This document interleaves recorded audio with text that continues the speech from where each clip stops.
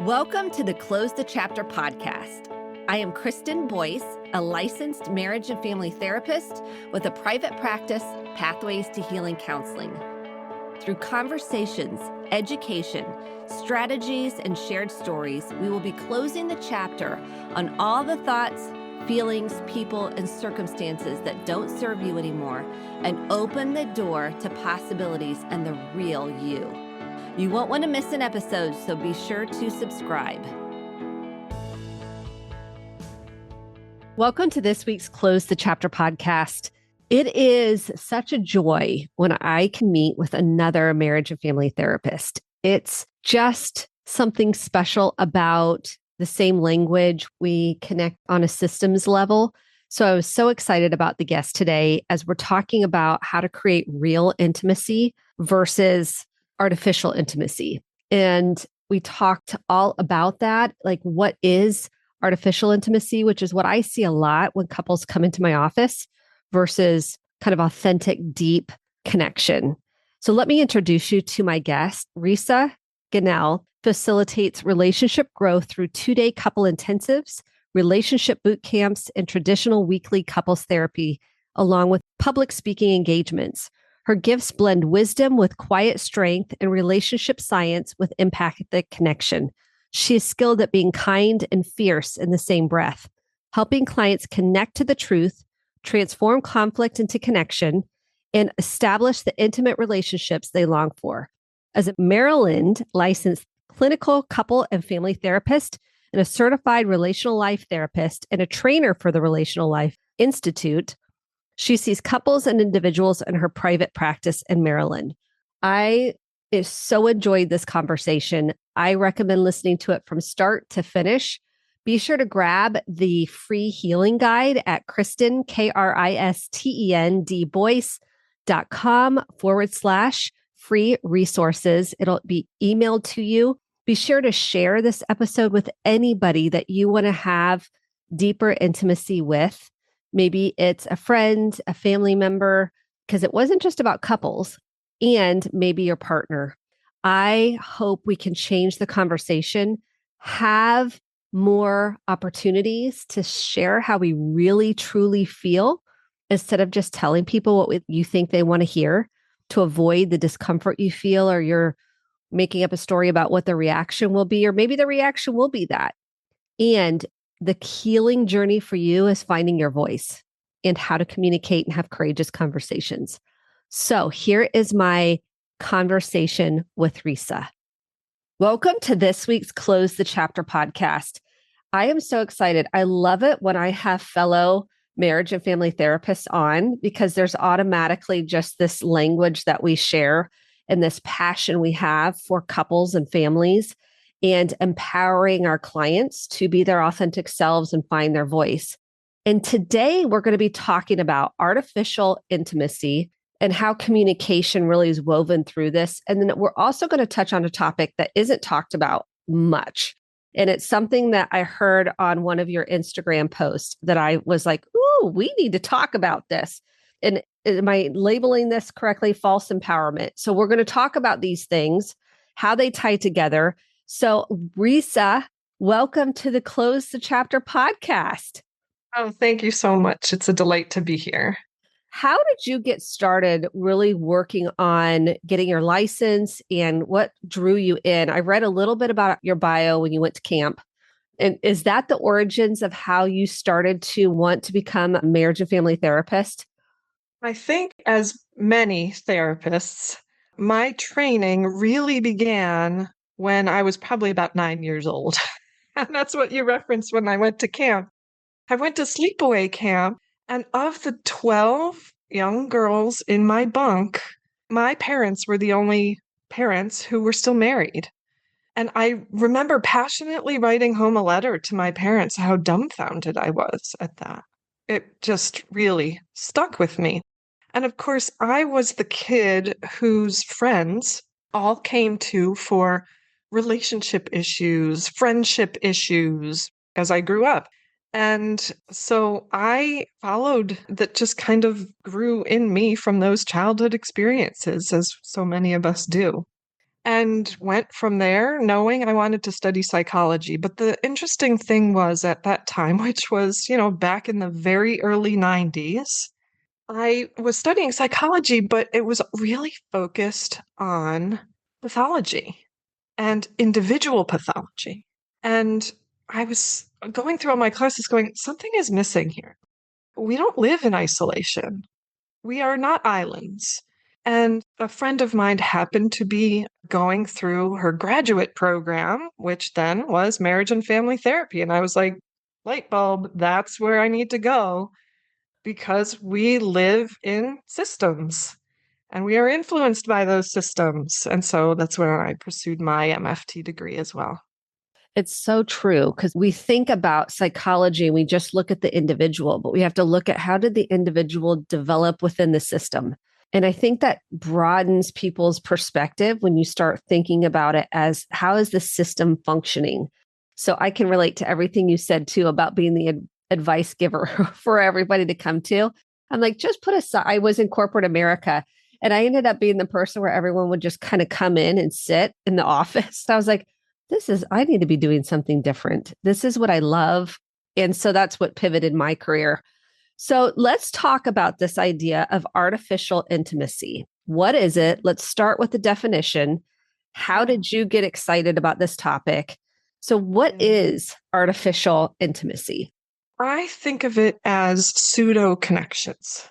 It's sort of like the junk food of connections that really are just full of empty calories. When we think about the likes that we look for on our devices, through our social media, even I think it's my mentor Esther Perel said, I have 1,000 virtual friends and no one to feed my cat.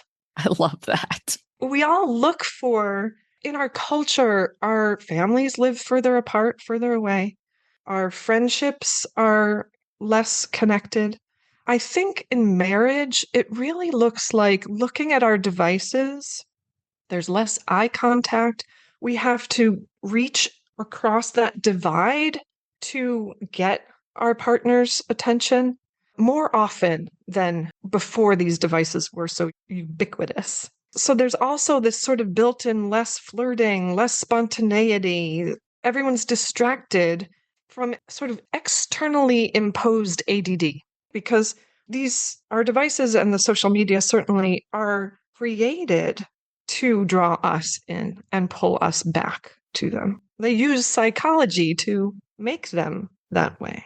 And so it's not, this artificial intimacy really isn't about being alone physically, but unheard and misunderstood and disconnected at rates on a day-to-day, moment-by-moment level of interaction that I think is higher than ever before. So that's what I'm referring to when I talk about artificial intimacy, because we're drawn into what we may experience, and even our brains may light up as this connection, but it's really hollow. And it's drawing us away from the intimacy we need that is nourishing and really does soothe our nervous systems. Because when we interact in a healthy way, person to person, that soothes our nervous systems, where all these other things really heighten and often dysregulate our nervous systems. So that's what I mean when I say artificial intimacy. It's interesting because I had a preschool teacher that I promise this connects say that the kids now kind of want to swipe her. They want to just swipe. And it's almost like we have lost the ability to be present with another human, especially romantic partners. It's like we kind of want them to swipe them at times. I mean, to use this analogy of social media, because we want 15-second sound bites and then our attention gets moved on to the next thing. And so, how do you help couples, particularly, and individuals really, be able to sit and tolerate deeper conversation and feedback? Because the tolerance for feedback now is really small. So we have to be able to do that in order to create, right, this deeper intimacy. Absolutely. How do we help people begin doing this? First of all, one of the ways, really the primary way, is to pause, to actually take a beat instead of it being You say something, I say something back.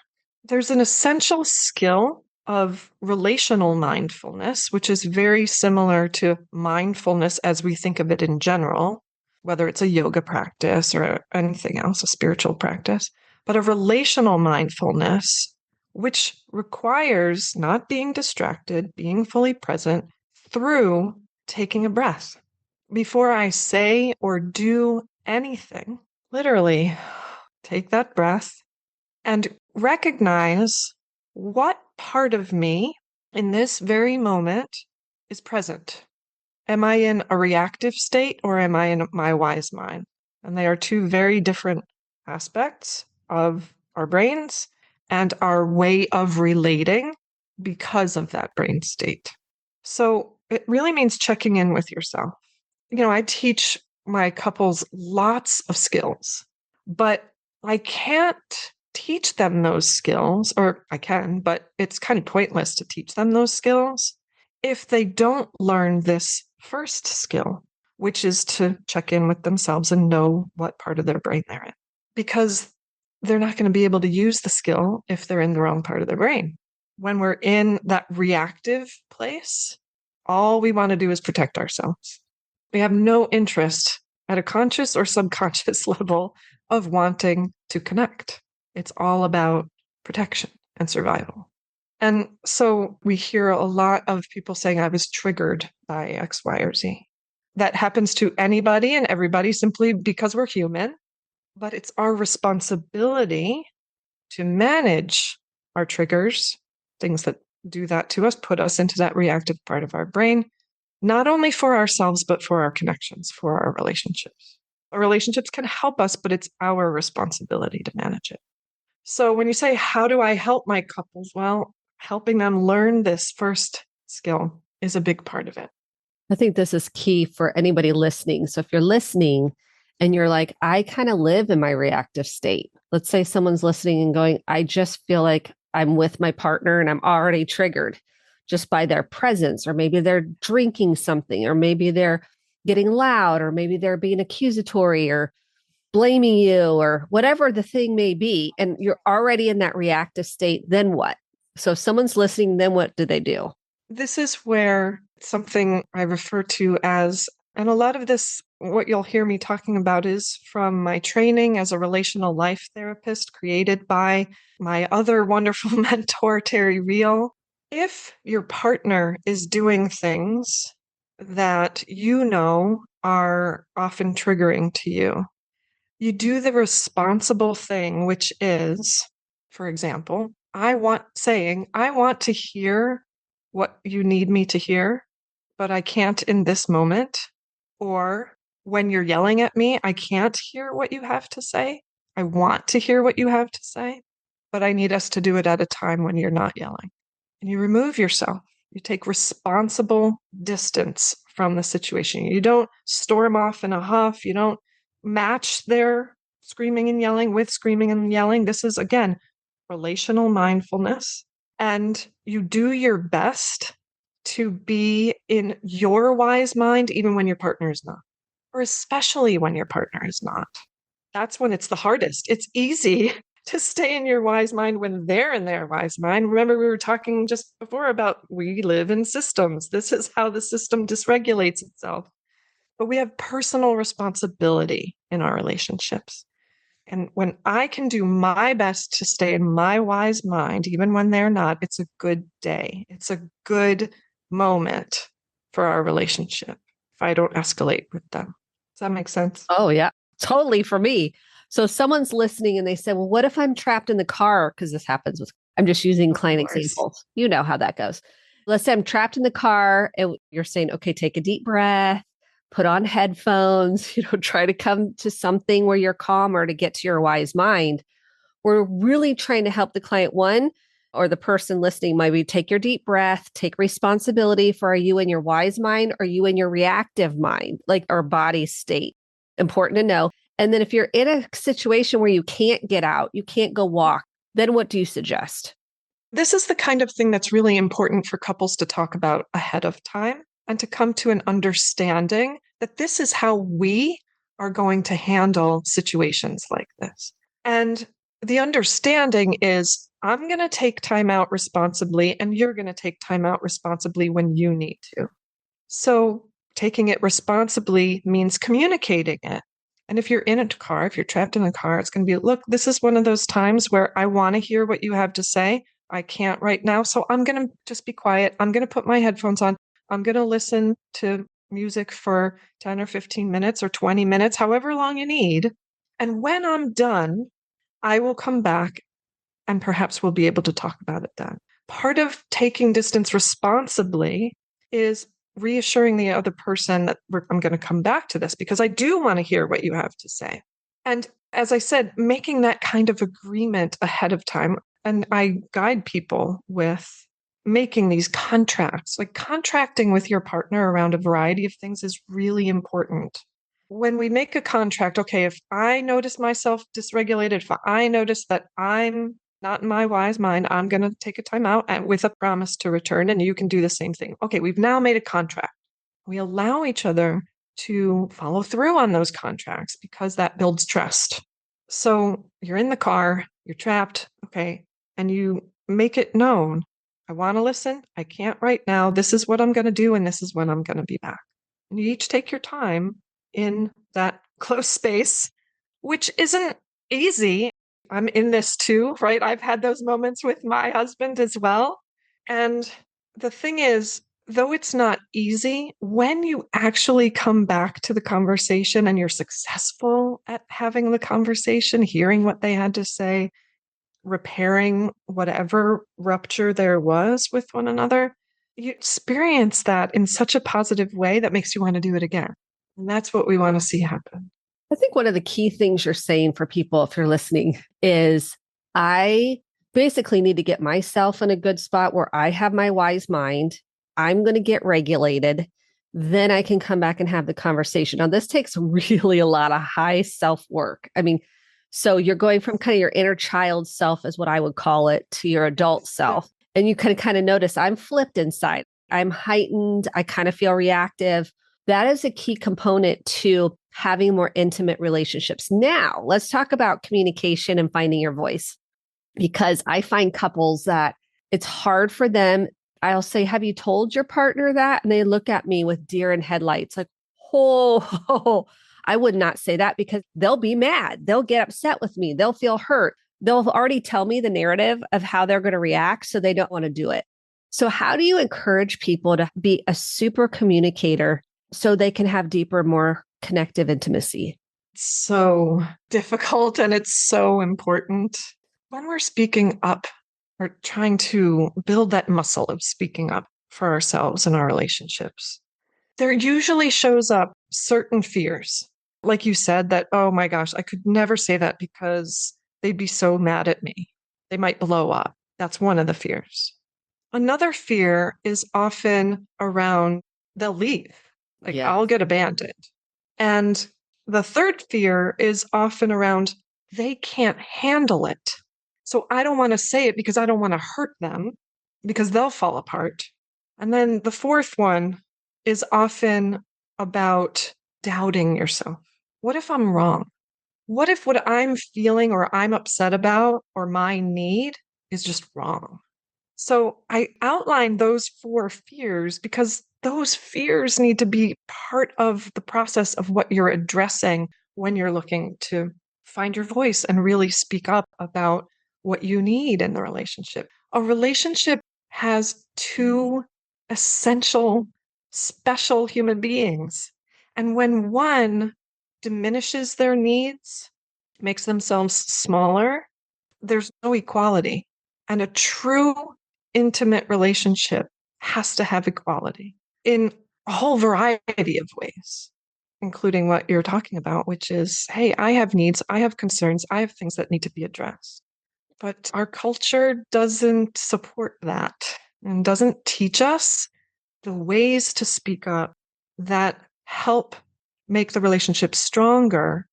If anything, it teaches us how to speak up in ways that are destructive to relationships. And so that's a skill that we need to learn, is how to speak up in ways that seek to make the relationship stronger rather than destroying it. But here's the thing. The fact is, it's a risk. Speaking up for your needs, speaking up about your feelings, speaking up about anything that is going on is a risk. Relationships are inherently risky.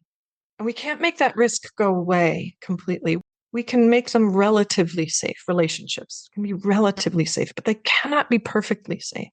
And it's also not our partner's responsibility to make us feel perfectly safe.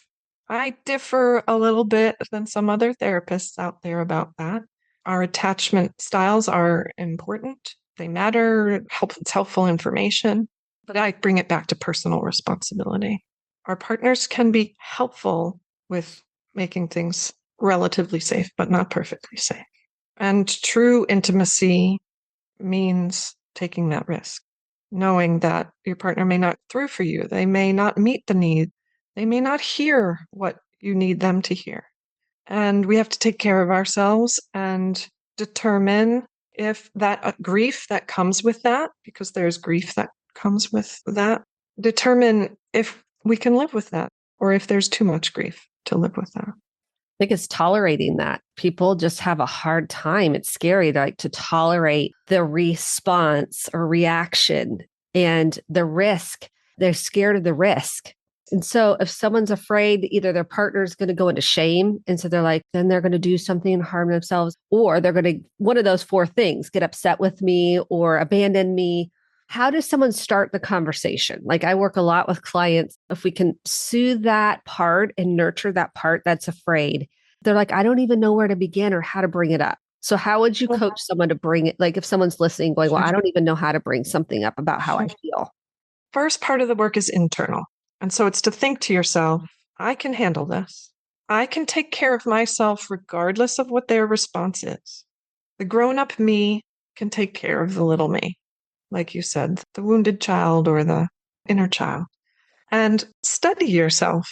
Have the support of whoever you need to help you do that, whether it's a therapist or a friend, but to do that work. But that's where the conversation has to start.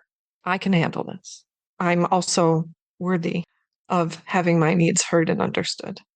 And then before even saying anything to your partner, it's to remember love. I'm bringing this up because I love you, because this relationship matters to me. And so I'm going to bring that energy to this conversation. I think we are taught and experience a very different energy is the way to bring things. It's angry, it's confrontation, it's indignation, it's entitlement. That's the kind of energy we bring to these conversations. And that's sure to make a conversation go awry and not be helpful. So remember love. And then I have a framework. Again, this is part of relational life therapy. And what I learned from Terry Real and his mentor, Pia Melody, it's something called the feedback wheel.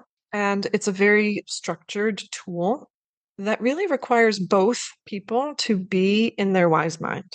And so you invite the other person, hey, there's something I need to bring up or talk with you about. Is now a good time? You give them the option of saying if this is a good time or not. Why? Because you want them to be in their wise mind when you ask to be heard, when you bring something up. So if they say yes, great, do it then. If not, okay, when would be a better time for you? Let's talk at 5:30, after we've fed the kids and they're playing, after they're in bed. Okay, great. I'll meet you on the couch at 8:00. And then there's one speaker and one listener. If you're the one bringing something up, you're the speaker and your partner is the listener. As opposed to, I'm going to talk and then you're going to rebut and then I'm going to rebut and then you're going to say what you think or what went on for you and your feelings about it. And then you have this back and forth and there it goes off the rails and up the way it's always gone. The feedback wheel short circuits that. There's one speaker and one listener. The listener actually has more difficult role, which is to set their perspective aside. This is not about you right now. This is about attending to my beloved's heart. They have a need, they have a hurt, and I want to address it. And the speaker goes through 4 very essential steps. 2 sentences only. We keep it brief. We don't go on and on and on and on. So we put some structure and some containment around it. 2 sentences of what I saw and heard. First step. The next step is the story I made up about it. which is key, right? We all make up stories about why something happened, what the other person might have been thinking or feeling, or so on and so forth. And then the third step is what I feel, not how it made me feel. Another tricky piece to take out of our conversations. No one can make us feel anything. We are responsible for our own feelings. So it's I felt. And oftentimes I have to hand people a list of feeling words because we sort of tend to have in our readily available vocabulary when we're upset, like 7 feelings at most. Let's broaden it, really key into what you felt. And then the last, and this is the hard part for the speaker, is to make a request for what would help you feel better right now in this moment or going forward. And the reason it's harder, that's the hard part for the speaker to make a request, is because it's very easy to complain. We all know how to complain. There's no risk in complaining. You did this, you always do this, you're always gonna do this, and I can't stand it. No, a request requires vulnerability. I'd like you to do this for me. This is what would really help me right now. And the reason that's so difficult is because they might come through for you and they might not. That's the inherent risk in relationships. They might meet our need or they might not. And again, we have to learn to live with the inherent loneliness that comes with that. Now, I always teach my clients, do your best to come through for your partner. You want to come through for them. If you're the listener and your partner is saying, hey, it would be really helpful to me if actually, this is one that my husband actually asked of me, so I'll share it. And again, these things happen sometimes around the smallest issues, but the small things matter. We know that the small things really matter. I tend to leave the kitchen cloths to dry dishes instead of dishcloths out on the counter instead of hanging them up on the bar below the sink. So in this particular upset, he was like, can you please put the dishcloths back on the bar under the sink? I'll be honest with you. I thought to myself, really? Really? Is that such a big deal? But I didn't say it because to him it was a big deal. It's his perspective. I was setting my perspective aside. It matters to him. If it matters to him, it matters to me. And so, sure, yeah, I'll do my best to put the dish towels back where you want them. And then follow through on it. So I do. I put the dish towels back there. Or this is another one. I'm sure others have had this one. Would you please clear the hair from the drain in the shower when you're done showering? That is my daughter's request to my other daughter. She's like, I cannot take the hair. Exactly. Sure. And now I make sure I have a cue for myself. I leave the shower door open so that once I've stepped out and I've dried myself off, the door being open is a reminder, go back and get the hair out of the shower with a tissue or something. So that I follow through for him. It matters to him. I want to take care of him. It's a contract, right? I said before, contracts matter. And so when your partner makes a request of you by using this feedback, if you say, yes, I will follow through on that, you're making a contract. We follow through on our contracts to build trust. But never say yes to something you can't follow through on or Yes. won't follow through on. Say that again, because I think that we have the accommodators that just say it because that's what they did to their parents. I just tell you what you want to hear. It's the inner child responding, not the adult wise mind responding. Exactly. I'll just say it just to get you off my back and shut you up. I hate saying that word, but that's kind of, so you really are saying if you are going to say yes to something, I will try or I will do that. You are making a contract. Make sure if you need a day or two to think about it, maybe not 2 days, but if you need a little time to think about it, that's okay to say. Absolutely. It's okay to say. It's also okay to say, I can't do this, but I can do that, the need that you're looking to have met, right? They're coming to you because there's a need. It's okay to offer an alternative with the goal of meeting their need. And the other thing that accommodators do, like you said, sometimes it's to get them off your back, but sometimes it's, I don't want you upset with me. I want us to be back in repair. Like that creates too much angst and anxiety for me. So I'm going to say yes because I don't want you upset with me, even though what they're saying yes to, they're not comfortable with, they're not willing to do. And so that just keeps the cycle of disrepair going. And that's where you really need to also be able to have your voice. I can't do X, but I could do Y. Would that work for you? So significant. And to make the request specifics, because sometimes they'll be like, I just need you to listen more. Okay, that's so broad. Like, what does that look like? Put your phone down when we're talking, look at me, be specific. I find that if it's too broad, the person on the other end doesn't really comprehend what you're saying, or it feels Yeah. too overwhelming. Do you feel That's a like really that's important important? piece. Oh, absolutely. Clear is kind, right? I think Brene Brown says clear is kind, unclear is unkind. So the more clear we can be, the more kind we are to each other. And all of this that we're talking about goes back to whether we're looking at true intimacy or artificial intimacy. When we're just yesing or saying yes because I need this set to end, that's artificial. It's not true connection. It's not true intimacy. And you deserve more than that. Both people do. There's an honesty that's necessary for true intimacy. Oh, I just think that is really key what you just said. I feel like one of the key ingredients, you tell me your thoughts, is truth has to be one of the highest values, and truth in a loving sense. It's not like I'm going to vomit my truth on you. There's a difference there. You're being A big difference. centered and grounded in a healthy way to communicate that. But the truth has to prevail to have true intimacy. Do you feel like that is key? I do. And I think there are a lot of times that we either abandon our truth or we use our truth like a sledgehammer to get what we want. And that's destructive to relationships. Both directions are destructive. We got to swing the pendulum back to the middle. Yes, this is my truth. This is what I need. And I'm asking for you to come through for me on it. But I also understand that might not be possible. And I have to live with that. There's a maturity in that. Just because you have a need doesn't mean the other person is required to meet it. And this is hard for people. I said this, and this need may be birthed out of something from your past, and not to blame your past, to have insight. And it's the inner child. And that might be something you're going to have to really nurture and tend to. That's icing on the cake if your partner can offer it to you. Absolutely. I'm wondering too about this fake empowerment, and how does that play out with intimacy? This Yeah. concept. So if we could define that, what that is, Sure. how does that Sure. play out in intimacy? We all know really readily what shame is. That's easy for us to access. We've all experienced it. It feels uncomfortable. We want anything to get out of that feeling of shame. But that's at one end of the spectrum. If you think of what I'm describing along a spectrum, shame is at one end. And at the other end of the spectrum is grandiosity. Grandiosity is when I see myself as above the rule. They just don't apply to me.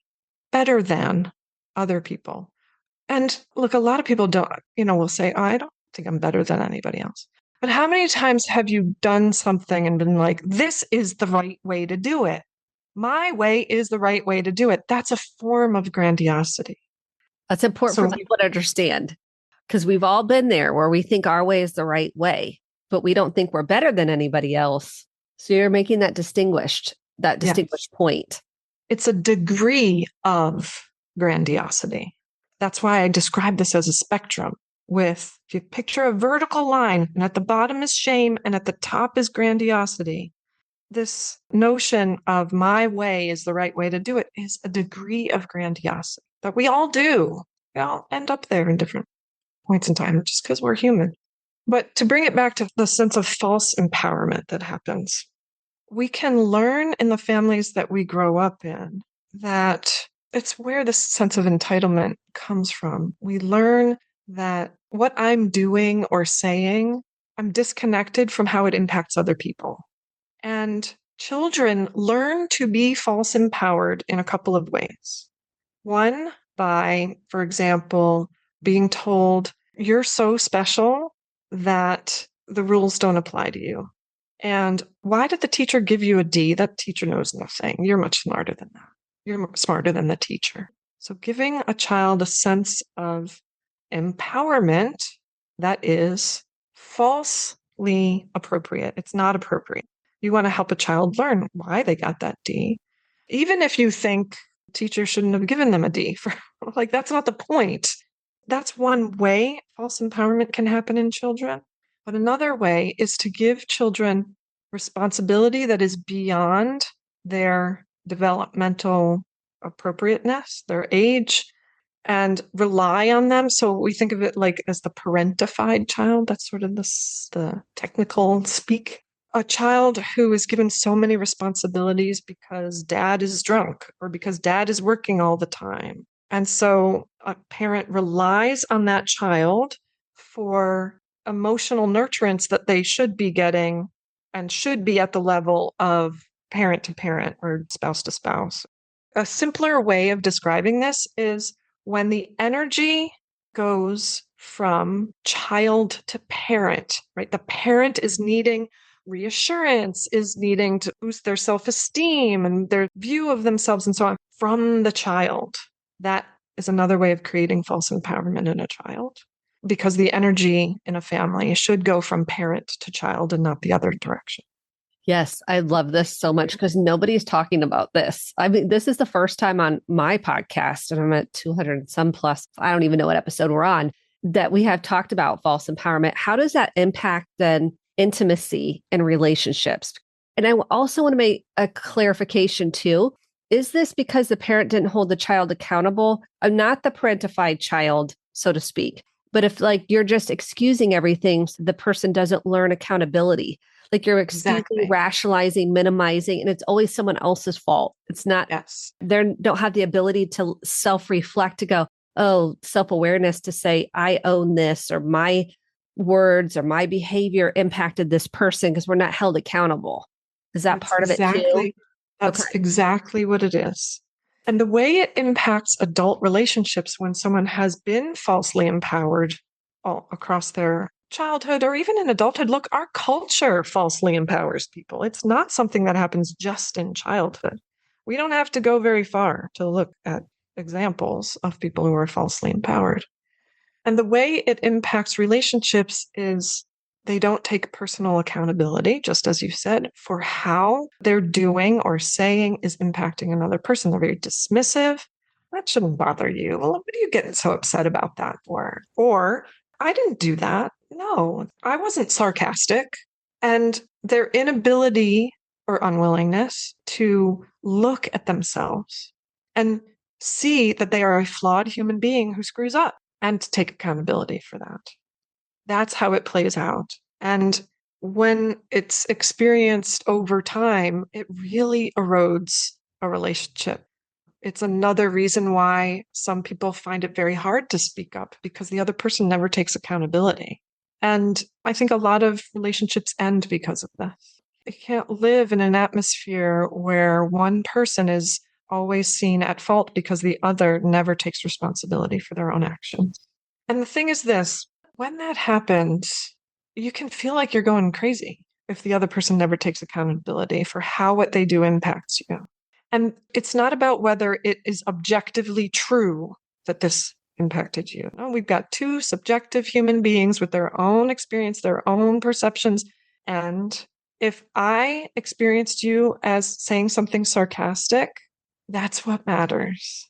Address that rather than, no, I wasn't being sarcastic. How could you possibly think that? That's ridiculous. I wasn't being sarcastic. That's someone who's falsely empowered. The healthy way to address this is, oh my gosh, that came across to you as sarcastic. Help me understand that so that I don't do it again, so that I can change something and not have it be sarcastic and as you experience it. That's so beautiful how you just put that. I think that's true with any feedback you get. If you can say thank you for your feedback, that's hard for some people, right? Because you're like triggered by what they're saying potentially. But help me understand. I was being so I can work on that and change that. That is a great, if you need something when someone's giving you feedback that is hard to hear, that's a great response.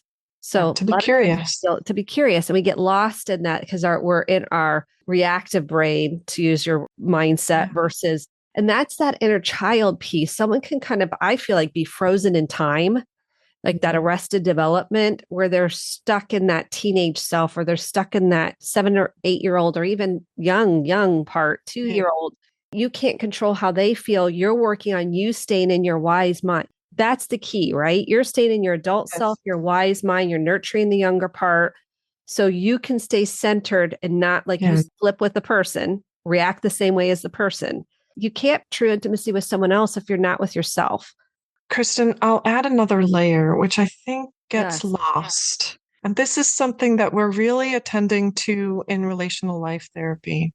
It's not always our inner child or our wounded child that's being triggered.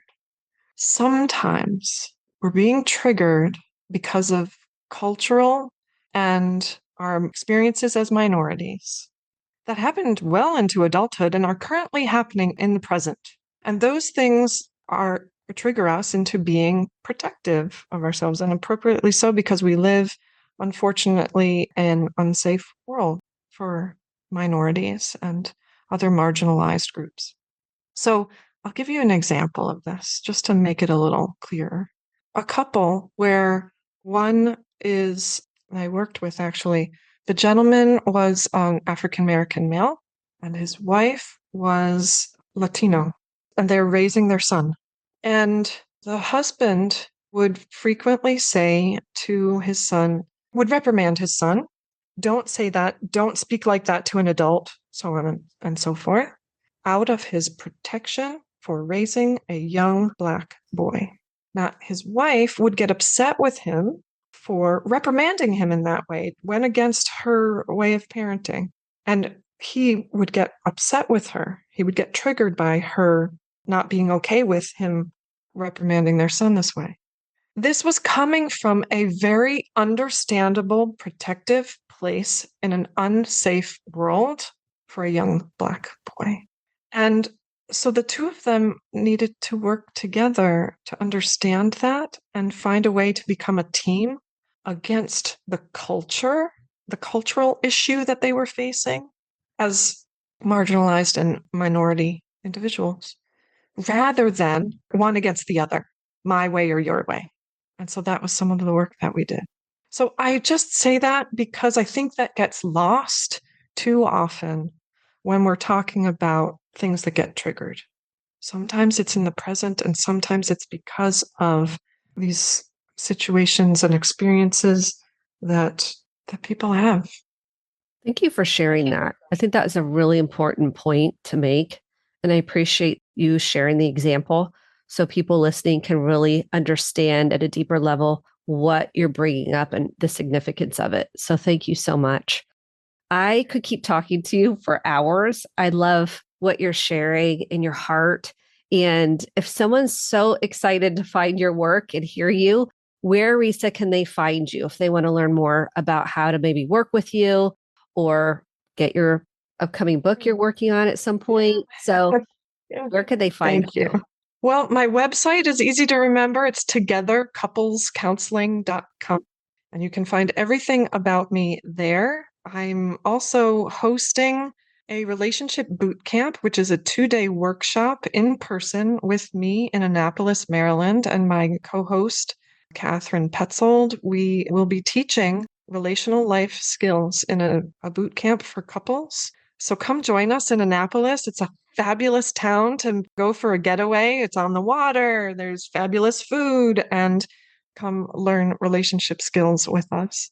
And I offer 2-day intensives in my office, me one-on-one with a couple for 2 days, where we can often do the same amount of work you would do in 6 or 8 months of therapy in 2 days.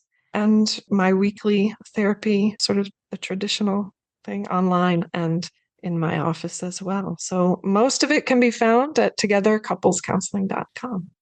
Thank you so much, Risa. If you're really struggling in your relationship, this boot camp could be amazing for you. How many couples do you take?